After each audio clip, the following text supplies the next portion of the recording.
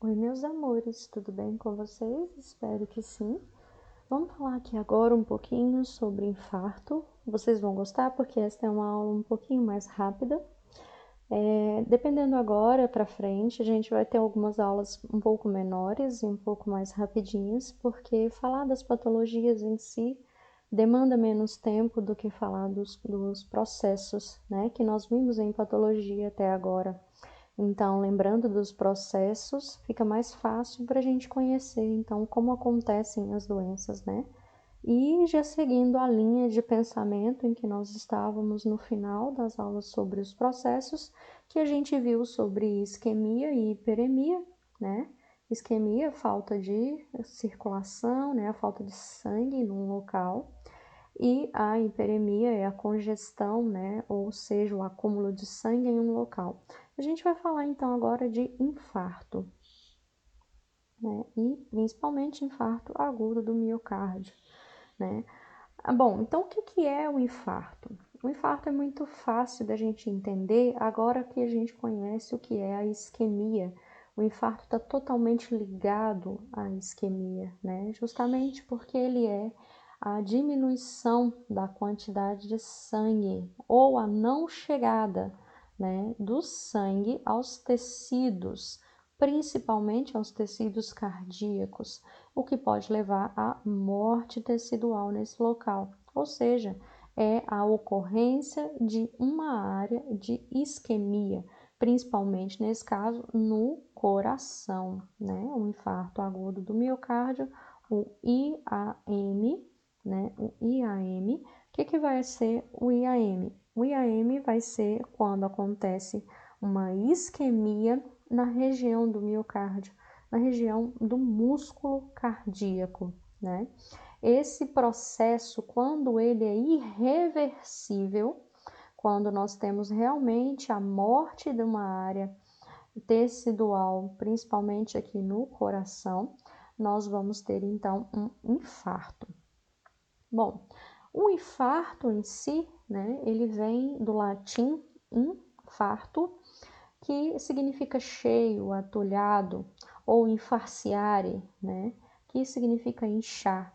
Quer dizer que essa região ela vai ter a interrupção do sangue, e esse sangue ele vai faltar naquela região e aquela região ela vai ficar cheia e atulhada de quê?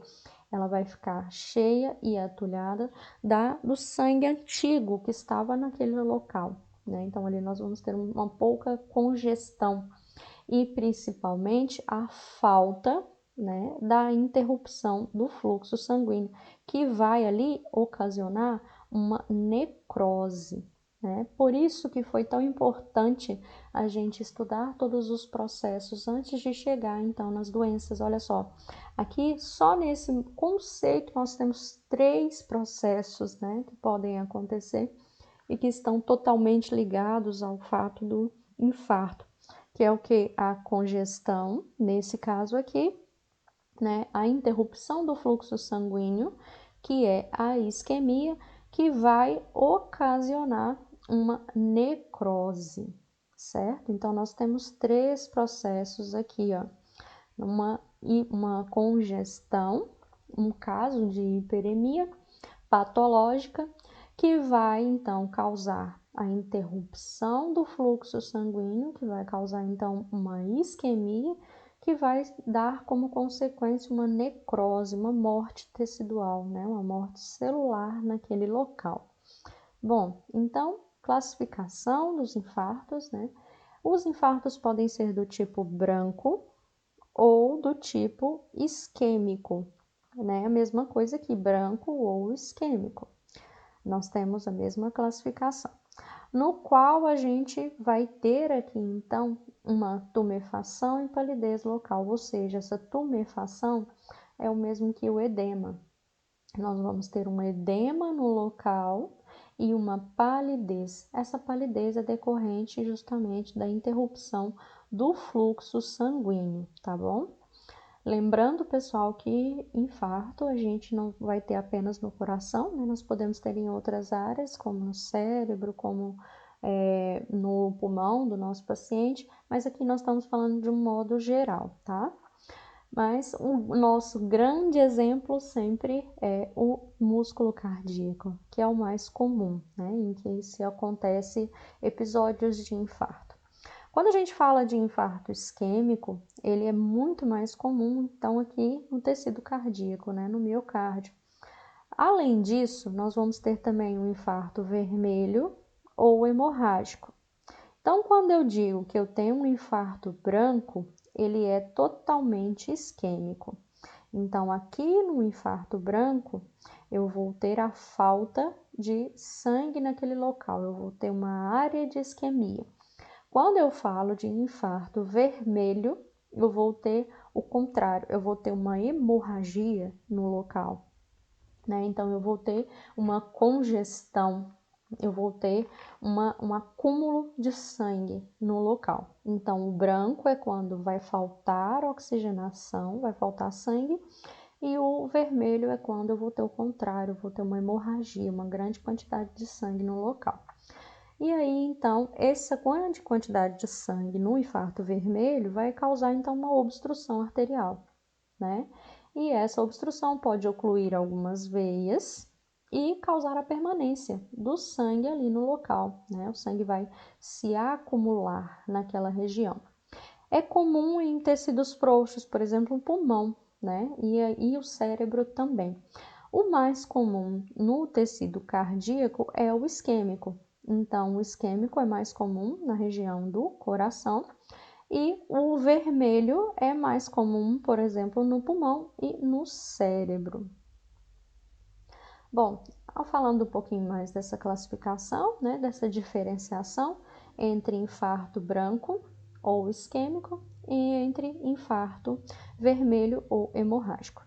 No infarto branco ou infarto isquêmico, onde acontece o processo da isquemia, né, nós vamos ter uma área de necrose, uma área que nós chamamos de área isquêmica, e ela vai causar uma hipóxia letal no local. Lembrando que hipóxia, como nós já vimos, é a falta de oxigênio no local.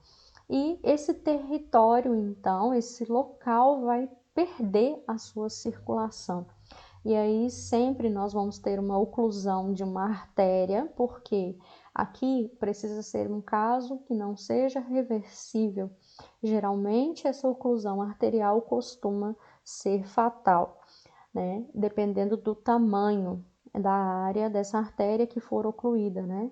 Essa oclusão pode ser por um trombo, né? Quando nós falamos tromboembólica, pode ser um trombo, que é, por exemplo, uma pequena plaquinha de gordura que pode se calcificar e se soltar, né? E ir parar dentro dessa artéria e causar então ali a oclusão.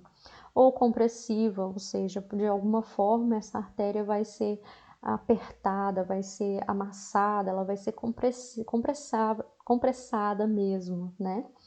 E os órgãos mais comuns são o rim, o baço, o coração e o cérebro. Já o infarto vermelho ou o infarto hemorrágico, o que mais acontece nele é a oclusão de alguma veia, né? Por exemplo, uma torção de uma víscera. Quando acontece a torção dessa veia, o que acontece? Ela pode se romper e aí então a gente vai ter um aumento, né, da pressão, quando a gente chama de hipertensão, é um aumento da pressão, né, de uma veia para o capilar ou do capilar para a veia, que tanto faz. Esse aumento da pressão vai causar um edema, um inchaço. Esse inchaço vai causar, então, uma hemorragia, vai ter como consequência aqui uma hemorragia, e essa hemorragia com o sangue acumulado vai coagular e vai causar, então, uma necrose no local. Então, essas são as grandes diferenças entre o infarto branco, que é isquêmico, e o infarto vermelho, que é hemorrágico. Fatores condicionantes, né, causas, formas que nós podemos ter que dão ao paciente uma predisposição a ter um infarto, né? Estado geral do sistema cardiovascular, um sistema cardiovascular empobrecido de um paciente, por exemplo, que é muito sedentário, um paciente que não se alimenta completamente bem, um paciente que ingere muitas gorduras, principalmente gordura animal, gorduras insaturadas, um paciente fumante também, que vai ter um enfraquecimento do sistema cardiovascular e pulmonar, né? Tudo isso pode fazer com que as veias percam a sua mobilidade, que elas percam a sua permeabilidade. O que é a permeabilidade de uma veia? É a sua capacidade de levar o fluxo sanguíneo sem nenhum interrompimento. E aí, um sistema cardiovascular deprimido, um sistema cardiovascular não tão fortalecido pode fazer com que isso aconteça, né? A anatomia da rede venosa, né, das veias do meu paciente também. Essa presença de circulação dupla ou paralela, ou seja, no local onde acontece ali então o infarto, como que está a circulação local, né? As veias que estão do lado daquela veia que foi entupida pelo infarto, que não teve, por exemplo, o seu aporte de oxigênio suficiente, né? Como ficam aquelas veias ali do lado? Elas estão funcionando bem? Elas estão permeáveis? Porque se elas estão ou não permeáveis, isso também vai influenciar, né, na ocorrência do infarto. Mesma coisa que a circulação colateral. Lembra? Não sei se vocês se lembram, né? Quando nós temos uma veia principal aqui, e essa veia está fazendo, então, todo o seu trajeto. Quando acontece um interrompimento, por exemplo, nessa região, e aqui em cima eu tinha uma outra veia que ia para outro local, o que acontece com essa veia aqui? Ela pode desviar o seu caminho e vir aqui e trazer o sangue. Então, o sangue, ao invés de vir e passar por aqui, ele vai vir, vai passar pela veia na lateral e vai continuar o seu caminho. Isso aqui é o mesmo que circulação colateral, né? É algo que o nosso corpo pode se adaptar e fazer para que não aconteçam danos maiores. Então, se essa circulação colateral se instala, por exemplo, nós dificilmente vamos ter um caso de infarto tão preocupante assim, talvez apenas uma pequena isquemia local. Agora, se nós não temos essa circulação colateral que pode acontecer devido ao estado deprimido das veias e do sistema cardiovascular do meu paciente, essa circulação colateral não acontece. E aí, então, nós vamos ter um prejuízo muito maior, né? A vulnerabilidade do tecido, principalmente o tecido nervoso e o tecido cardíaco, que são os mais vulneráveis, são os tecidos em que mais acontecem os casos de isquemia, né? Dependendo desses locais, então, tendo essas condições, nós vamos ter aí, então, um infarto. Bom, de um modo geral, já terminando, como eu falei para vocês, essas aulas são um pouco mais rápidas mesmo. Já de um modo geral, o infarto, ele é a morte por isquemia, é uma área onde eu vou ter uma necrose isquêmica, uma necrose em que ela aconteceu por falta de oxigênio no local, né? Resultante geralmente do suprimento de sangue que faltou, né, em uma artéria, ou pela deficiência da drenagem, né, pelo infarto aí venoso, quando eu vou ter, por exemplo, um caso de hiperemia, de congestão no local. Então, as manifestações gerais, o paciente sempre vai sentir algum tempo antes um pouco de febre, geralmente de baixa intensidade.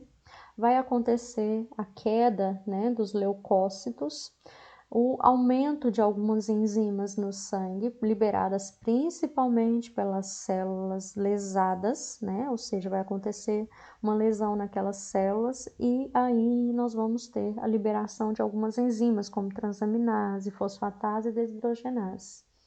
Essas enzimas, né, vão indicar que algo não está bem com a rede venosa daquele organismo, né?